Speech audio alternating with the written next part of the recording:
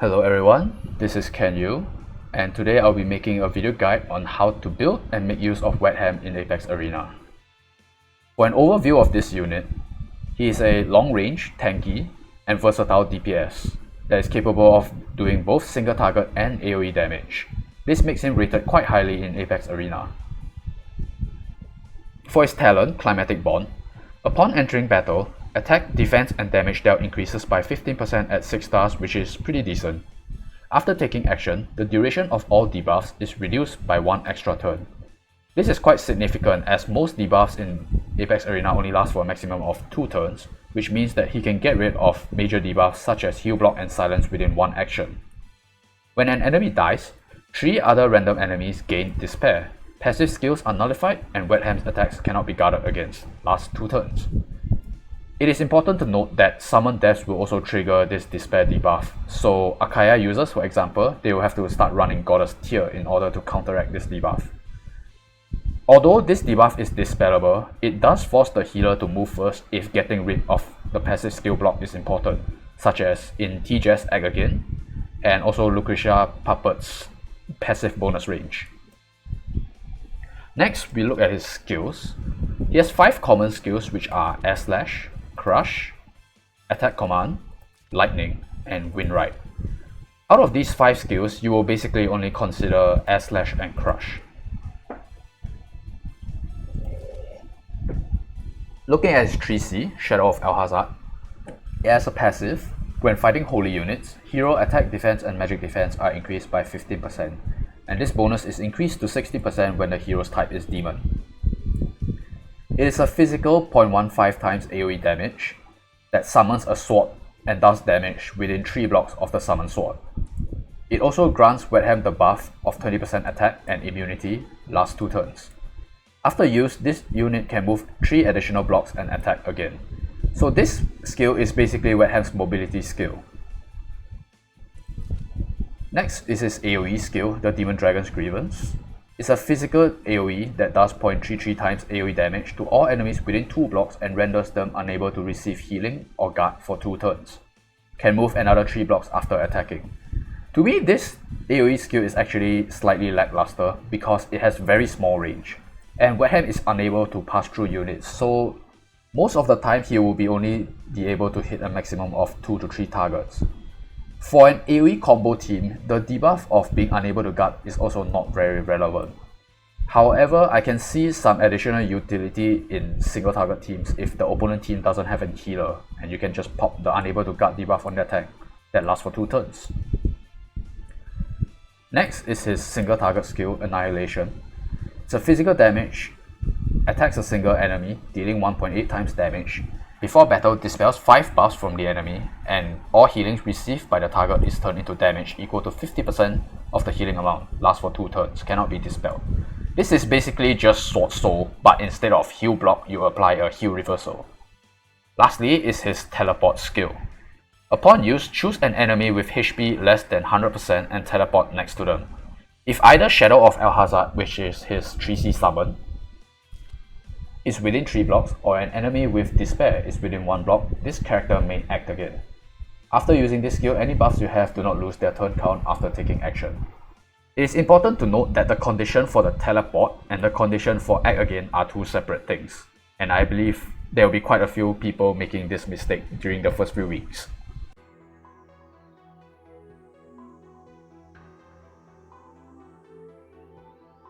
For Wehttam, he has 2 available classes to choose from, a Fire class and a Demon class. For Apex Arena, we will mostly be sticking to the Fire class as he has 5 mobility compared to the 3 mobility of the Demon class. It's not worth running the Demon class even though he practically has no holy weaknesses thanks to his 3C's passive.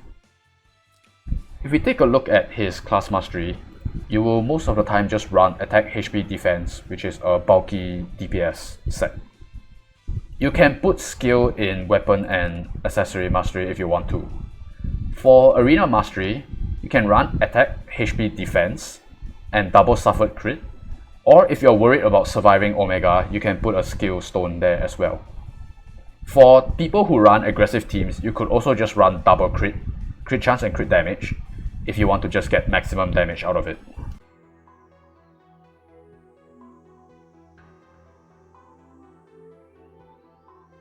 Now, let's take a look at Wehttam's troops. 99% of the time you'll be running either werewolves or gargoyles. Werewolves is his main troop because it is very tanky, has 5 mobility, and provides him with some sustain. Gargoyles will be used on certain maps if you want to run in a straight line because of its flying mobility. You could make an argument for vampire bats for its sustain, but I wouldn't say it's very worth running over gargoyles. It is not that tanky and it also doesn't have any bonus damage. You could run hellhounds if you really want to just apply an extra debuff in, for example, AoE rush teams, but I think generally it's not worth running over werewolves.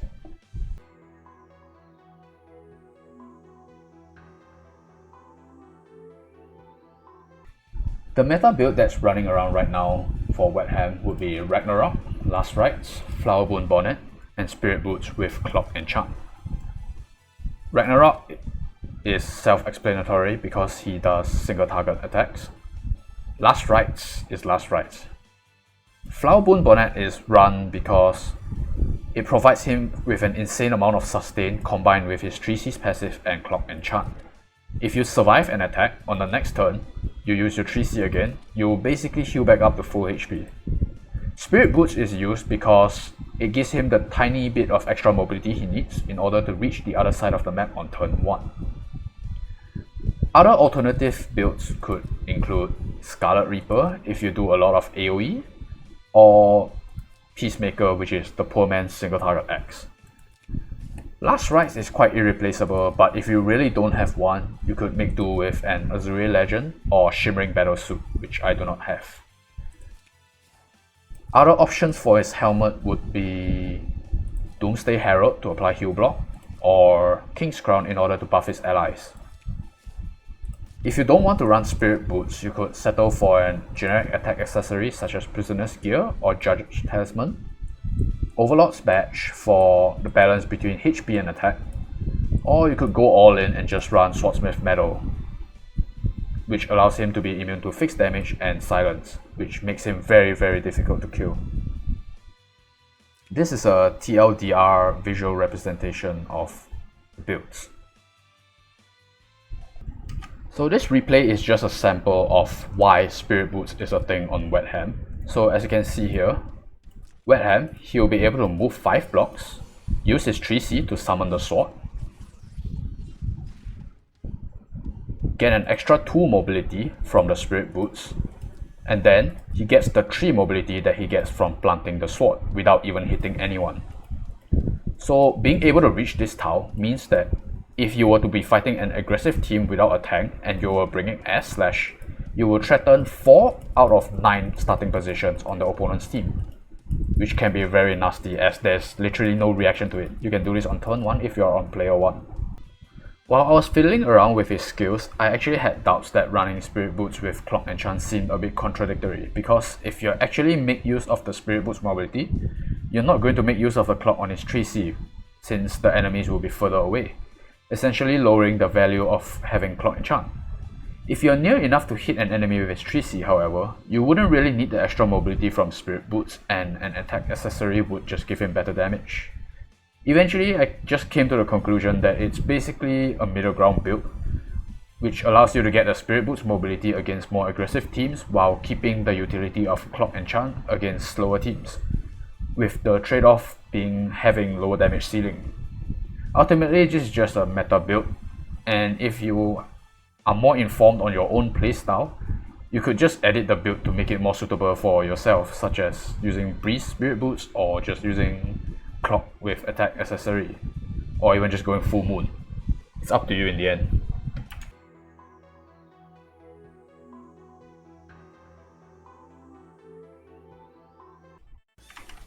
Alright, I'm just going to load up a map just to kind of demonstrate how Wehttam skill cycles. So normally your skill cycle would look something like this. Your sword, you hit an opponent.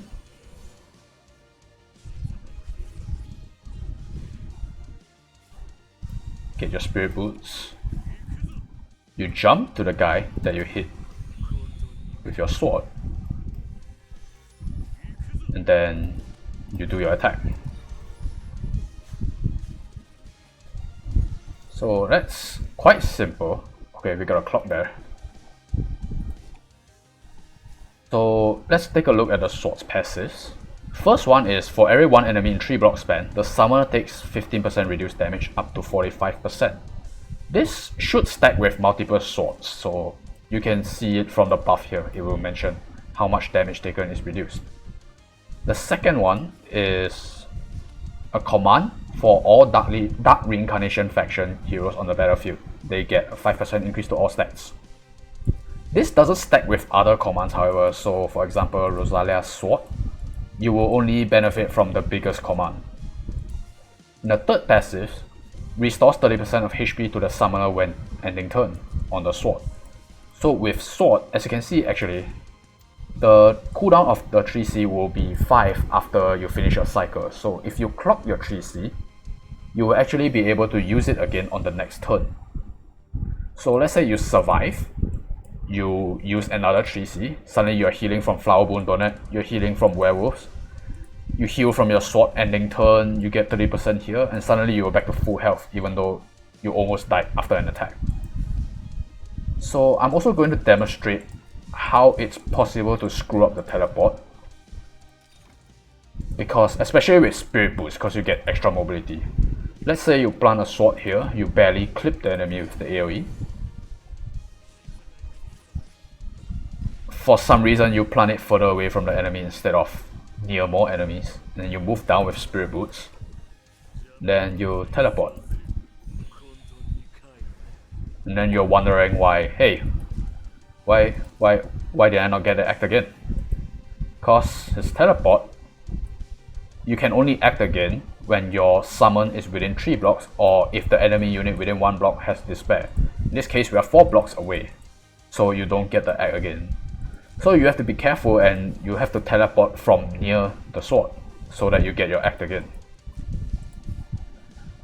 And that's basically it for this video. Hope you've learned something, and I'll see you in the next video.